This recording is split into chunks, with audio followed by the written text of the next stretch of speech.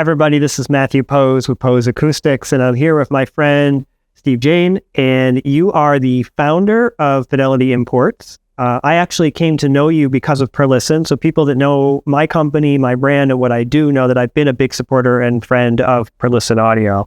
But unrelated to Perlisten, I've met you and come to call you a friend as well. You've helped me a lot. You've actually been very influential in me starting the company that I started, doing it the way that I do it. As you had said when we started this interview process, you said, yeah, I told you to just go for it. Yeah, totally. I think you did that too, actually, in a way that when you told me, scared me. Like I was like, I could not do what Steve has done. So you used to work in the more corporate end of this world, big companies, companies that everybody's heard of. And then you decided to leave that, start your own, I think you kind of referred to it as a boutique brand importer. You've done a great job, I think, launching Perlisten. A lot of people, I think, have been in a role that you've been in to try to launch a brand like that and really floundered with it.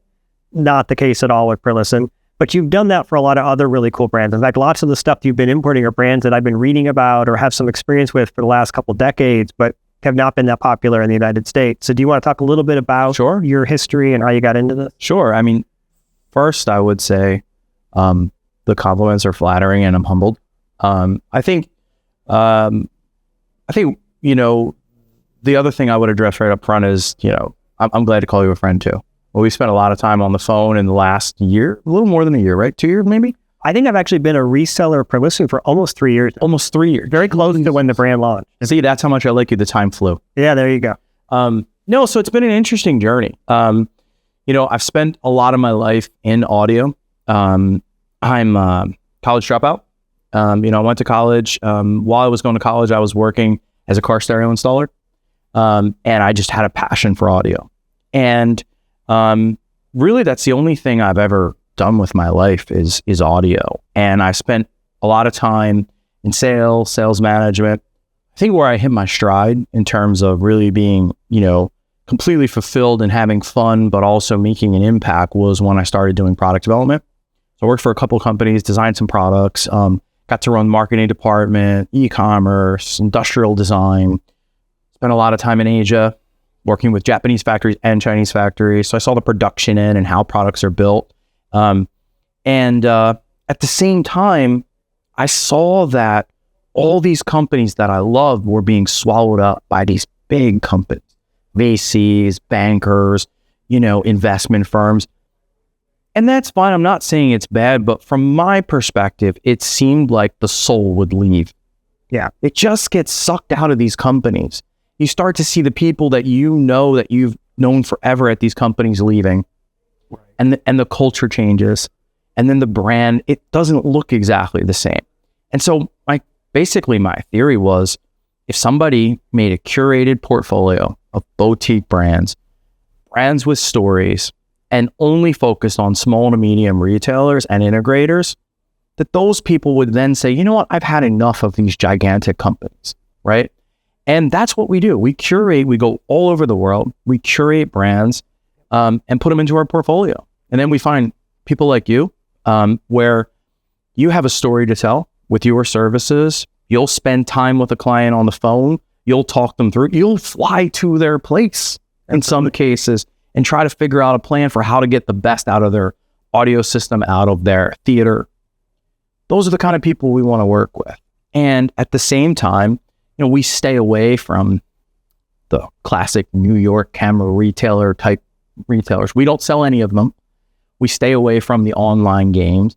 And at that point, you know, we're able to build a great network of amazing retailers and integrators across the country. Yeah, well, and I think that is part of why I've stayed loyal to your company. I mean, I think in this industry, one of the things that I've learned in the short time that I've been doing this at the sales end of things, from an engineering standpoint, I've been involved in this in one form or another for probably 20 plus years. But the sales end was a new thing that I got into around the time that I met you. And what I realized was that there's a margin on any product. That's how we make our money, and that's how this works. But that a lot of brands play a kind of game with that. And that game puts the integrator or the reseller or the dealer in a position of not necessarily looking to offer the best product for the client, but the product that provides them the highest margin. Because at the end of the day, some of these integrators, the margin they make is not the margin. It's a tiny portion of that. And they need to maximize that. what I've appreciated from you is you put me in a position with products where I don't have to worry about that as much.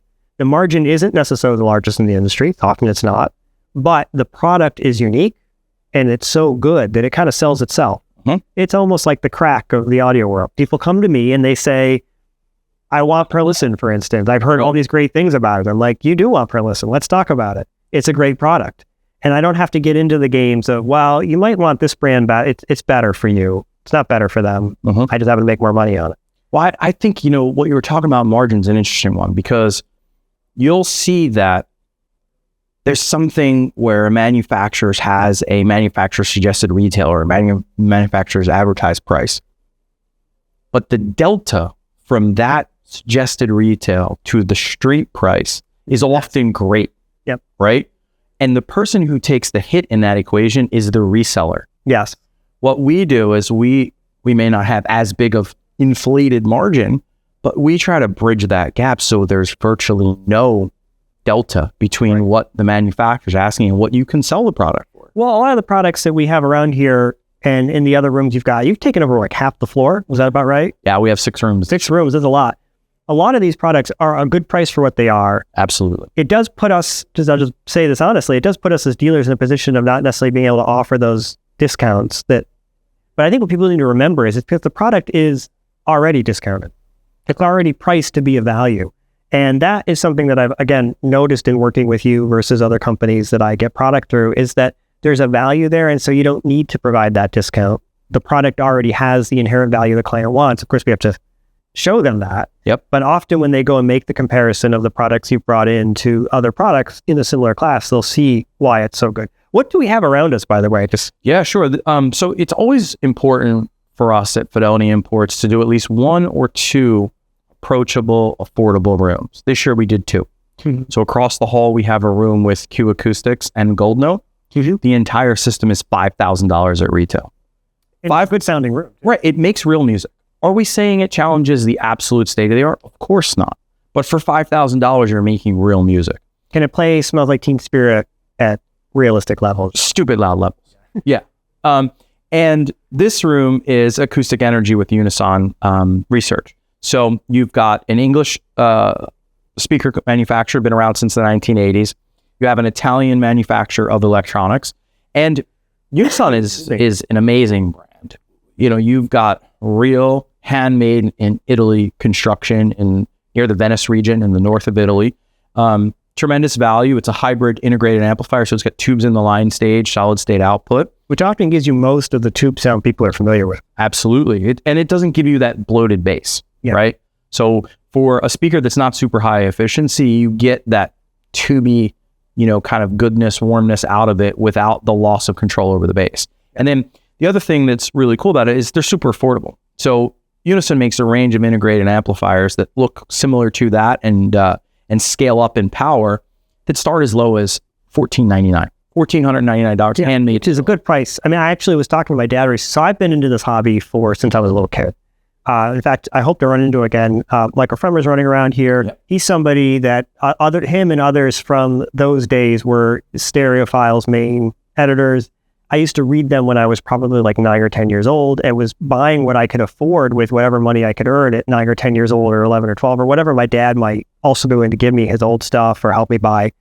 And when I first bought my first really good integrated amp, it was $1,000. Mm-hmm. That was in the mid 90s. Right. That's probably like spending $3,000 to $4,000 today. So that was actually a lot of money. And it was probably a good piece for $1,000 too, right? But I don't know that it was this, to be honest with you. Like that's a lot of amp for $1,500 in today's market. Totally. It's actually quite impressive. And I mean, I'm assuming not all the components are Italian, but the fact that it's an Italian company that can maintain some degree of Italian manufacturing for that price point is even more impressive. It's interesting. Last year after the Munich show, we took our team and a few members of the press and toured a bunch of Italian factories, some of the Italian brands. We have 5 Italian brands here at Fidelity Imports. And this brand is really interesting in that they took us to all of their suppliers. And they have the same concept as farm to fork, like the food movement, where it comes right from the farm to the fork. And this is the same 5 kilometers. That's their region where they source and make face plates. The PCB boards are populated. everything is done within 5 kilometers. The transformers come from within 5 kilometers of their headquarters. So they're not doing every single thing in-house, but it's their neighborhood.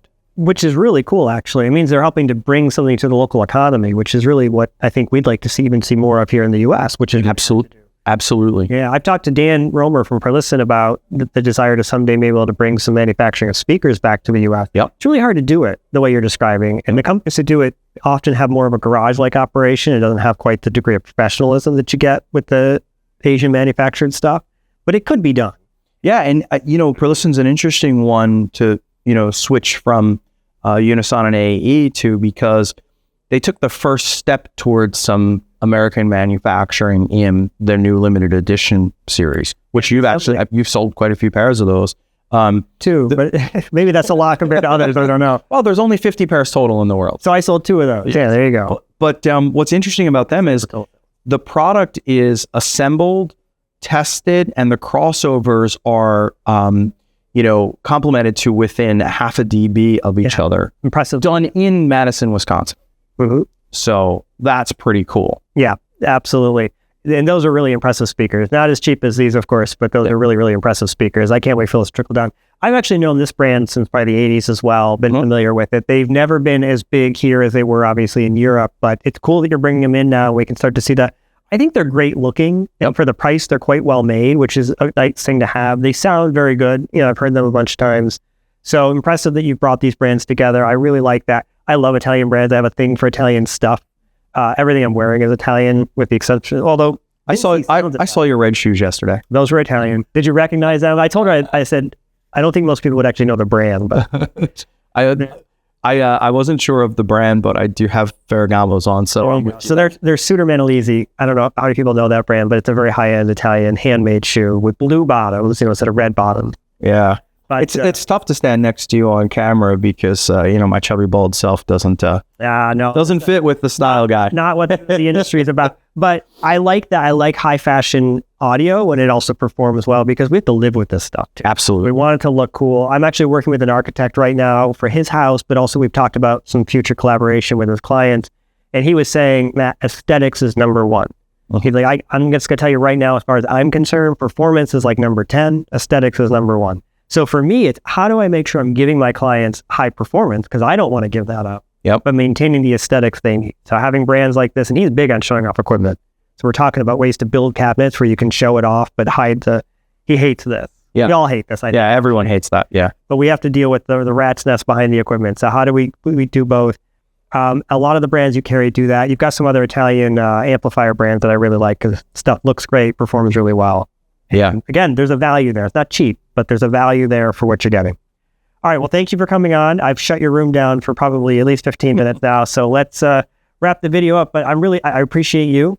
I've really appreciated working with you, and have, as I said, chosen to stay loyal to Fidelity Imports, in part because you're offering so much for me as a reseller that I can really offer quality to my clients. The customer service, the product, everything has been top notch. So thank you very much. Thank you, Matt.